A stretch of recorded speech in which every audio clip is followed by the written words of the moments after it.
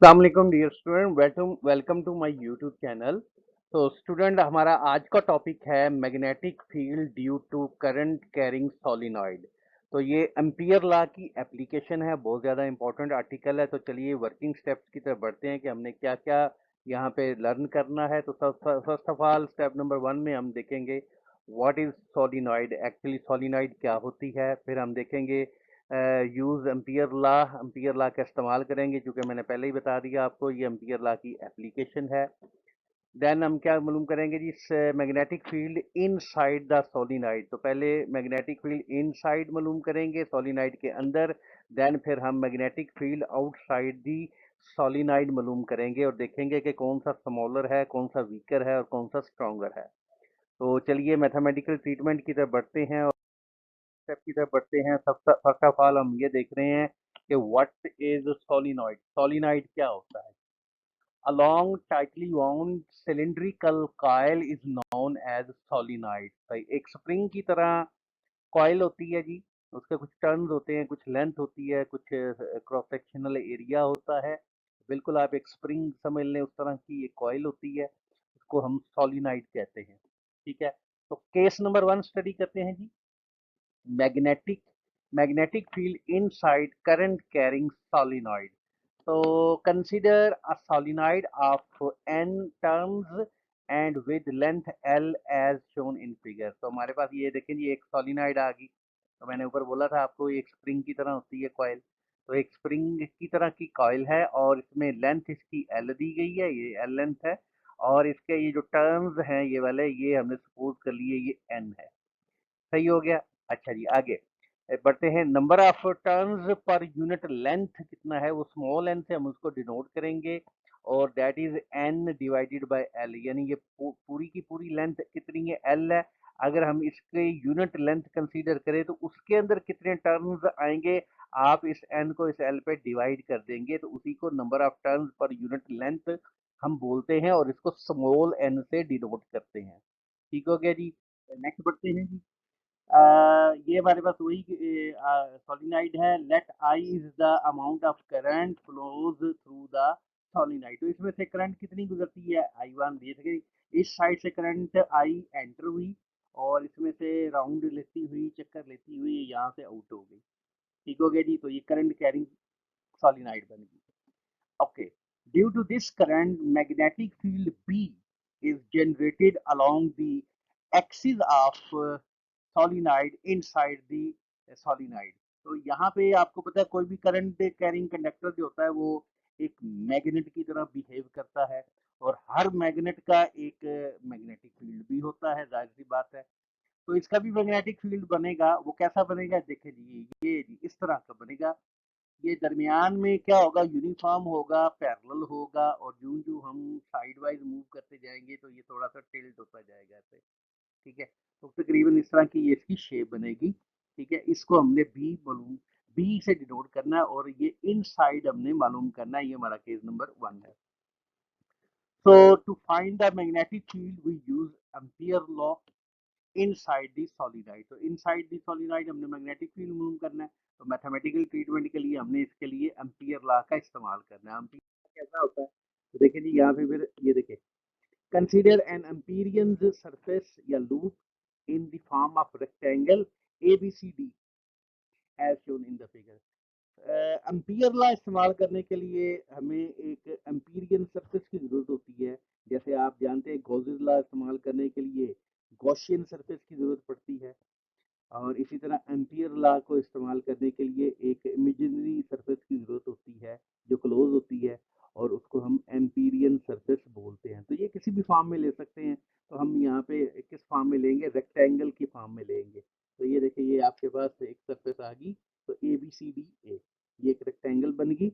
ये empyrean surface है। ठीक है, अब हम एम्पियर लॉ को यूज करेंगे। Now we apply Ampere's law on this closed loop. इस एबीसीडी लूप के ऊपर हमने इसके चार सेक्शन है, ये वाला ए से बी, बी से सी, सी से डी, देन डी से ए। चार सेक्शन है, चार हिस्से हैं। तो इसके ऊपर एम्पियर लॉ लगाएंगे। एम्पियर लॉ का मैथमेटिकल फॉर्म हम सारे जानते हैं, integration B dot D R is equal to mu naught आई।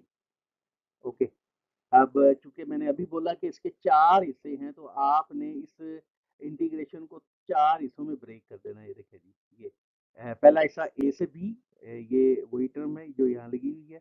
फिर देन आपने बी से सी, फिर सी से डी, और फिर डी से ए, और दोबारा ये उसी को सम करेंगे तो म्यू नॉट आई के इक्वल होगा। ये एम्पियर लॉ का मैथमेटिकल फॉर्म है। तो यहाँ से आप देख सकते हैं पहला हिस्सा आपका ए से बी ये वाला हिस्सा, फिर बी से सी ये वाला हिस्सा, और फिर सी से डी ये वाला हिस्सा, और फिर डी से ए ये वाला हिस्सा। तो ये 4 हिस्सों में हमने इसको ब्रेक करके लिख दिया। अब हम यहाँ देखेंगे कि एंगल कितना बनता है और इसका dot product A dot B वाला फार्मूला ओपन कर। ठीक हो गया, ये देखिए। तो इसको ओपन किया, ये B D R cos theta, theta यहाँ 0 डिग्री बन रहा है। ये कैसे 0 बन रहा है कि आप देखेंगे मैग्नेटिक फील्ड और जो ए से बी की तरफ लेंथ है वो सेम डायरेक्शन में प्रोसीड हो रही है, इसलिए ये एंगल 0 बना। नेक्स्ट जब आप बी से सी की तरफ जाएंगे तो वो 90 बन जाएगी, और देन आप सी से डी की तरफ जाएंगे तो ये एंगल 180 बन जाएगा, और देन आप दोबारा डी से ए की तरफ आएंगे तो अगेन एंगल जो है 190 डिग्री बन जाएगा। ठीक हो गया। अब हमने इनमें वैल्यूज पुट कर लेनी है। ये देखें जी, आपको पता है cos 0 1 के इक्वल होता है, cos 90 0 के इक्वल होता है, cos 180 डिग्री -1 के इक्वल होता है। लेकिन ये सी से डी वाली साइड चूंकि मैग्नेटिक फील्ड से आउट है, हम inside the solenoid magnetic field मालूम करना चाहते हैं, तो ये चूंकि पोर्शन उसके अंदर नहीं आ रहा है, लिहाजा वहाँ पे मैग्नेटिक फील्ड 0 होगा। लिहाजा ये वैल्यू आपने यहाँ पे 0 भी पुट करनी है। ये बड़े ख्याल से करनी है, बड़े ध्यान से इसको जेन में रखते हुए इस वैल्यू को 0 आपने पुट करना है। नेक्स्ट आप देख रहे हैं कि ये जब आप डी से ए की तरफ जाएंगे तो अगेन जो एंगल है वो 90 डिग्री बन जाएगा। ठीक हो गया। तो ये आपने cos 90 जो होता है वो 0 के इक्वल होता है। ये टर्म भी इक्वल टू 0 हो गई, ये टर्म इस 0 की वजह से 0 हो गई, ये टर्म भी 0 होगी। तो ये 4 में से ये वाली 3 टर्म्स 0 हो जाएंगी, सिर्फ पहले वाली टर्म बचेगी।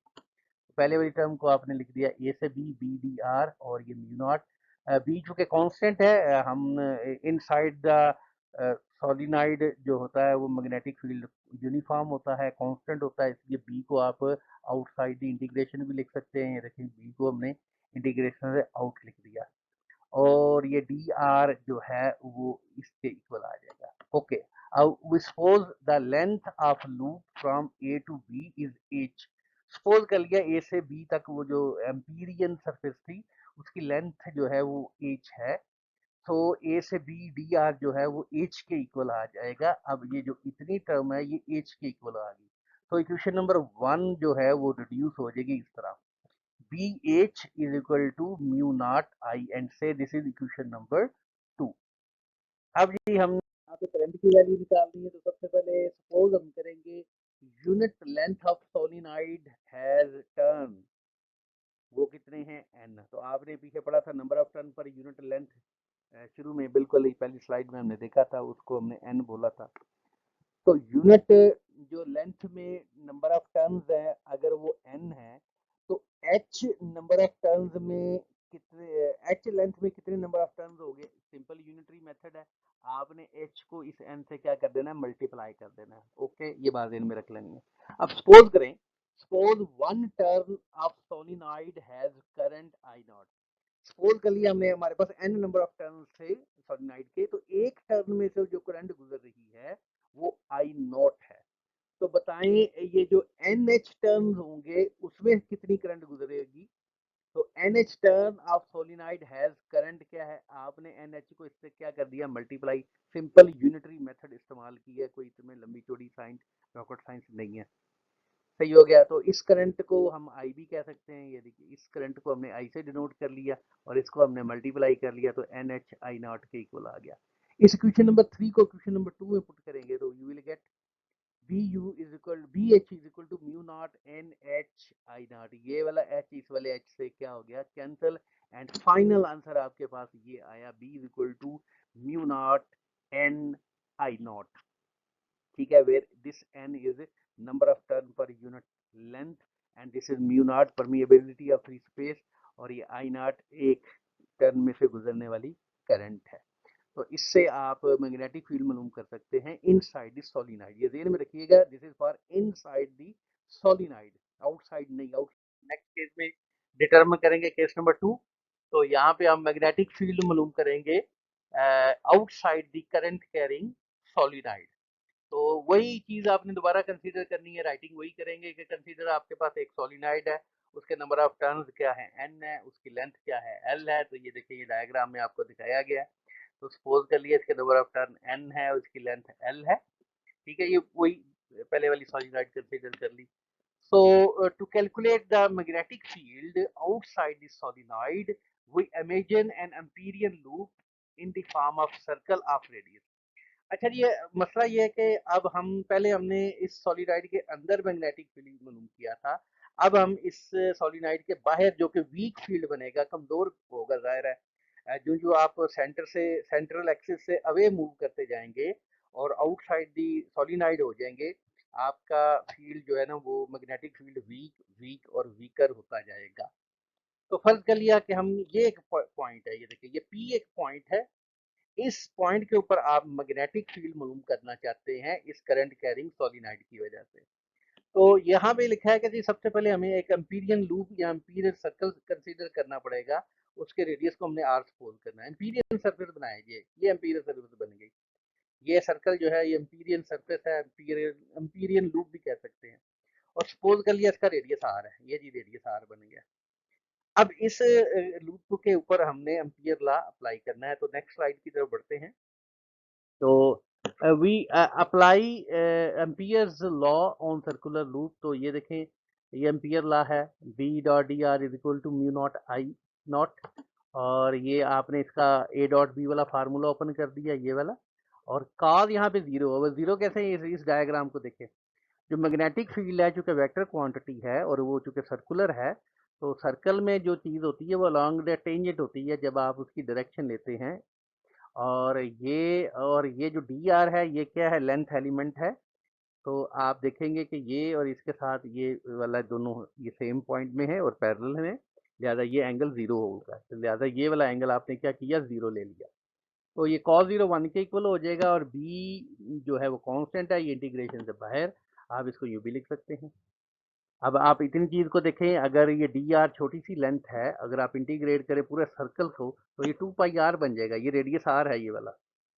सही है, तो ये जवाब आपका आ जाएगा, ये इंटीग्रेशन का जो जवाब है वो 2 पाई आर आ जाएगा। अब आप इसको रीअरेंज करेंगे तो ये देखिए, फाइनल आपके पास B is equal to mu naught upon 2 pi R. ये आपका मैग्नेटिक फील्ड आ गया आउटसाइड द सोलिनॉइड। ये वाला स्टूडेंट जो मैग्नेटिक फील्ड होगा, देखिए ये टर्म डिवाइड हो रही है। और पिछली बारी में ये यहाँ पे डिवीजन वाली कोई टर्म नहीं थी, ये mu naught N I not था। तो इसका मतलब वो इन साइड वाला जो मैग्नेटिक फील्ड है वो स्ट्रांग होता है, जो आउटसाइड वाला मैग्नेटिक फील्ड होता है सोलिनाइड का, वो वीक होता है या वीकर होता है। ठीक है स्टूडेंट, ये था स्टूडेंट आज का टॉपिक। इंशाल्लाह उम्मीद है कि आपको समझ आ गई होगी। अगर आप मुझे नेक्स्ट वीडियोस में अपनी आरा से आगाह कर सकते हैं, कोई भी प्रॉब्लम हो तो बता सकते हैं। तो मिलते हैं किसी नेक्स्ट वीडियो में। टिल देन, अल्लाह हाफिज।